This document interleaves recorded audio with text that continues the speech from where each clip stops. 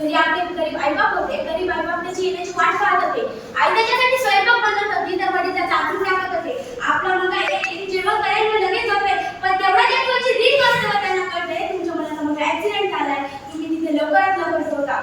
आई वडील तिथे जातात व पाहतात आपला मुलगा रक्त उभा झालेला असतो.